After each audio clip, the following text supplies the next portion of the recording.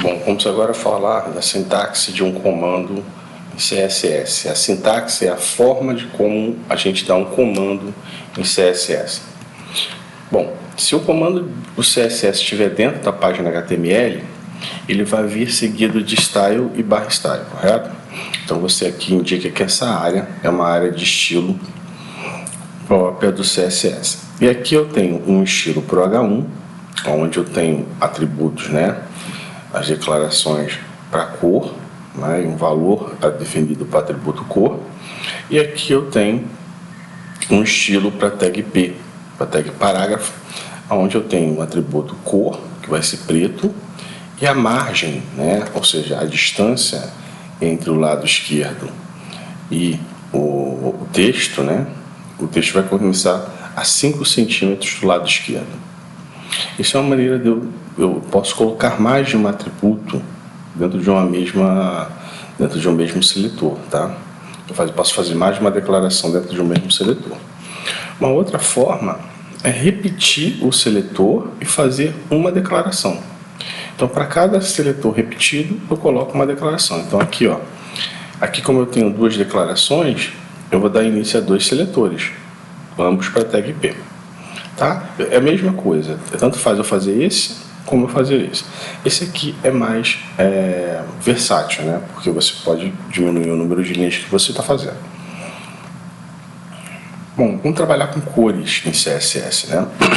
Muitas propriedades, como cor de fundo de parágrafos, né, cor de fundo de páginas, né, vão usar cores. Cores é algo muito importante na sua página, porque ele define como o seu site ele se harmoniza, né? Então existem três maneiras de se referenciar cores em CSS. A primeira é através do nome da cor. Por exemplo, eu vou no atributo cor, que é um atributo que pede o nome de uma cor, e coloco lá forest green, que é um tipo de verde mais puxado de uma folha, né? Então esse é o nome da cor. Fui lá no atributo e coloquei o nome da cor. Uma outra opção é você usar a tag do número hexadecimal dessa cor. Toda cor e toda matiz de cor, né? Toda variância de cor, rosa claro, rosa um pouquinho mais claro, rosa não sei o que, rosa médio, rosa, até o rosa escuro, incluindo aí o salmão ou qualquer outro tipo de rosa, ele tem um valor em hexadecimal, que é o número de 6 dígitos. Tá? Nesse caso aqui, o forest green, ele é representado pelo número 228B22. E esse caractere aqui, chamado de sustenido, é um caractere que também está presente em todas as cores, o valor hexadecimal das cores. Tá bom? Isso aqui quer dizer que o valor é em hexadecimal e aqui o valor da cor propriamente dito. Uma terceira opção, né, de mudar a cor, né, é você aplicar, né, dentro dele um comando chamado de RGB. Esse comando RGB ele tem 3 parâmetros, né, que é o verde, o vermelho e o azul. Ou seja, naquela cor, coloque 15 pixels de verde, 97 pixels de vermelho e 8 pixels de azul. Isso tudo vai resultar nessa cor verde que está aqui mostrado no quadro. Então, existe uma propriedade RGB, que é uma propriedade muito usada em televisões antigas, né, para você poder definir uma cor através do parâmetro de quantidade de pixels vermelho, verde e azul no mesmo ponto, tá bom? Isso é a mistura de cores, né? Essa mistura de 15 pixels de vermelho, 97 pixels verde e 8 pixels azuis vai dar essa cor de verde que a gente está vendo aqui. Bom, precisamos falar sobre fontes em CSS, né? Fontes, a tua página ela vai ter uma fonte, né, que vai caracterizá-la. Então, as fontes são importantes, né, porque elas dão um estilo à sua página, né? O ideal é que você use a mesma fonte para todas as páginas do seu site, de maneira que você mantenha uma padronização. Mas isso não é regra, né? Mas a gente precisa entender quais são as propriedades de fonte em folha de estilo. A primeira coisa que eu tenho que falar é sobre a serifa. A serifa consiste em um pequeno traço, barra ou prolongamento que está presente no fim das hastes de algumas letras. Por exemplo, algumas fontes com serifa conhecidas são Times New Roman e Georgia e Courier New. Se você observar essas fontes, o T ela tem uma viradinha aqui, a barra tem uma base, o I, né, ele também tem um traço. Esses são chamados de serifas, tá? Essas fontes elas se prolongam, né? É um N, um prolongadinho em cima e outro embaixo e outro aqui em cima. Ou seja, são fontes que possuem traços, barras ou prolongamentos no fim das letras, das hastes das letras, tá? Então esses são chamados de fontes serifadas, tá? Existem fontes que não são seríficas, por exemplo, que não possuem seríficas. Por exemplo, a fonte Comic, ela não tem serifa, tá bom? De maneira geral, a serifa é indicada para produções de marketing impresso, como catálogo de produtos, catálogos técnicos, revistas, livros, etc. Texto de corpos de artigos, identidade visual de negócios, em áreas mais sérias e tradicionais, como direito, imobiliária, consultoria, pois transmite uma confiança. Então já é um estudo que diz que essas fontes serifadas elas transmitem mais confiança para quem está lendo o site. Então é interessante você, se está fazendo um site um pouco mais sério, usar uma fonte serifada e não usar uma fonte cômica, por exemplo.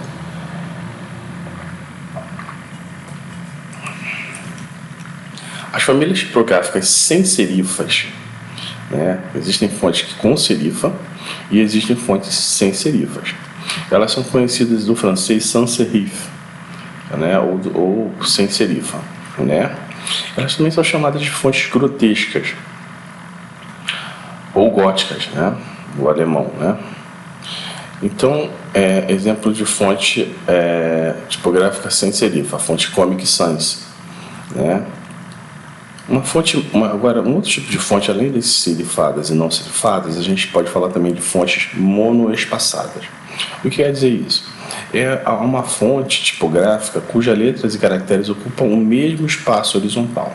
Então, assim, é como se você tivesse várias caixinhas ao longo do teu texto, né, daqui para cá eu tivesse 50 caixinhas e eu fosse colocando uma fonte em cada caixinha, até completar as 50. Quando completar as 50 aqui, eu volto para baixo e elas vão ficar totalmente assim. Se você observar aqui, por exemplo, nessa fonte N, ela ocupa aqui o espaço de T e R, correto? Ó. Então essa fonte não é uma fonte monoespaçada. Porque se ela ser uma fonte monoespaçada, eu tenho um N, um T, um E, um R logo embaixo, um G e uma A, e não é o que acontece aqui, tá? Então isso contrasta com fontes de largura variável. Essa fonte é uma fonte de largura variável, que o professor acabou de falar, cujas letras e caracteres ocupam o mesmo espaço horizontal. Observação: quando o nome de uma fonte é composta, né? Quando a gente vai se referenciar no CSS por uma fonte com nome composto, por exemplo, Times New Roman, que isso aqui, ó, uma fonte com nome composto, a gente vai usar as aspas simples para poder separar o nome da letra. Esse aqui também você pode usar, tá? Mas esse aqui é obrigatório a gente usar. Por exemplo, aqui, Courier New. A gente vai escrever lá no nosso site, Courier New, entre aspas simples. Pode estar em minúscula, tá? Não é obrigatório que seja em maiúsculo, mas precisa estar entre aspas simples. Bom, então, falando de fontes, né, a propriedade que define a fonte em CSS, ela se chama de Font Family. Então, a propriedade de Font Family é definir qual será a fonte usada no nosso estilo, no nosso website, no nosso elemento. Podemos definir um conjunto de fontes, né? Na verdade, você pode definir mais de uma fonte. Professor, por que eu posso definir mais de uma fonte? Caso o site, né, você sempre está criando uma página para um navegador. Quando você dá um tipo de fonte, alguns navegadores podem não ter esse tipo de fonte.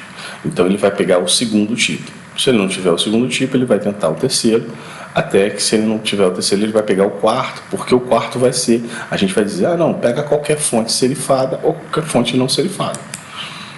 O uso será aplicado sempre da lista. A lista começa na esquerda e ela vai para a direita. Então, as fontes são consideradas da esquerda para a direita. Por exemplo, nesse exemplo aqui, ó, Até aqui a gente está falando do estilo CSS, correto? Para a tag P, tudo bem?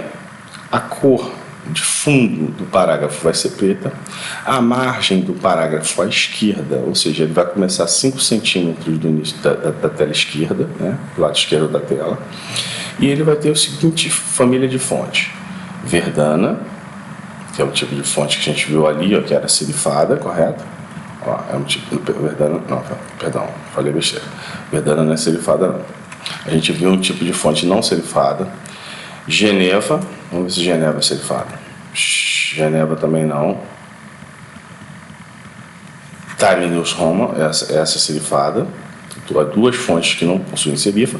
Então, se o meu navegador tiver Verdana, ele vai aplicar no meu site a fonte Verdana. Se o meu navegador não tiver instalado a fonte Verdana, ele vai tentar ver se está instalada a fonte Geneva. Se não está instalada a fonte Geneva, ele vai tentar escrever o texto do meu site em Times New Roman. Se não tiver nenhum dos três, ele vai buscar uma fonte serifada. Aqui tem um ponto e vírgula, tá? O que eu queria deixar esse ponto e vírgula, porque toda propriedade, um seletor com mais de uma declaração, a última declaração não precisa de ponto e vírgula, tá? É bom colocar, mas não é preciso, tá? Por isso que o professor não colocou aqui o ponto e vírgula, tá? E quando você colocar aqui, ó, P, ele vai escrever P usando a fonte Verdana, tá bom? Uma outra propriedade, além do font family, eu tenho font size, né? Então eu quero dizer o seguinte aqui, ó.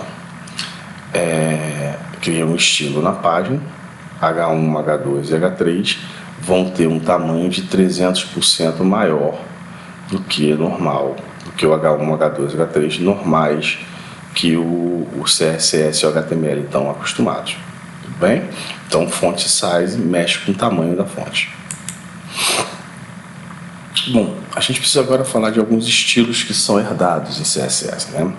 O nome cascata vem disso, né? Alguns estilos que nós temos, eles, quando você começa a declarar vários estilos no CSS, eles se sobrepõem, né? Às vezes um estilo que eu coloco na tag body acaba afetando todas as tags P que eu coloco dentro daquela tag body, né? Então, a gente precisa tomar cuidado para o que fazer para trabalhar com estilos dentro de estilos, tá? Não sei se eu fui muito claro.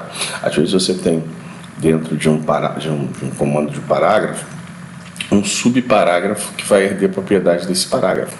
Então a gente precisa saber como trabalhar com essas propriedades em cascata, tá? Por isso o nome cascata. Todo documento HTML é válido, está entre HTML/HTML, isso a gente já sabe. Tudo que é exibido dentro da janela do navegador está entre os conteúdos body/body. Isso você também já sabe e é bom gravar isso no coração. A especificação CSS reconhece que um elemento está contido em outro e considera o elemento pai quando o elemento filho é declarado. Tal mecanismo é considerado em herança, ou seja, tudo que eu declarar dentro desse estilo para o HTML/HTML é uma herança, é uma propriedade de herança que o body/body acaba herdando, tá? Então a gente tem que ficar aqui bem, às vezes você tem um efeito dentro do body/body que não foi o efeito que você declarou. Por quê? Porque ele herda do pai, que é o HTML. Quando você associa um estilo a um elemento, o mesmo estilo se aplica a todos os elementos que são filhos daquele elemento. Porque como o body/body está dentro do HTML/HTML sempre, ele é dito filho dessas tags aqui, tá bom? Bom, exemplos de conceito de herança para cabeçalhos em H1.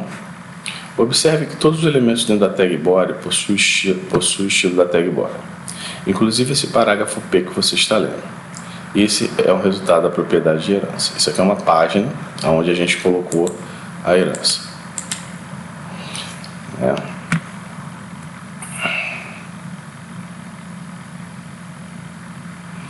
Então o que a gente vai fazer? Aplicados apenas uma linha. Nós temos aqui Os estilos de linha, né? O que são estilos de linha? O inline stylist. A gente vê aqui, a gente só quer aplicar o estilo nessa linha, nessa palavra todos, ou numa linha. Como é que eu faço? Span e barra span. Aí boto o atributo style e a propriedade que eu quero colocar, color yellow, todos barra span, ou seja, ele vai aplicar uma cor amarela para a palavra todos. Os alunos devem estudar CSS com muita atenção. Tá? Esse CSS aqui que a gente está usando é chamado de CSS inline ou CSS em linha. Por quê? Porque ele é só aplicado para apenas uma linha. Agora, existe também uma maneira de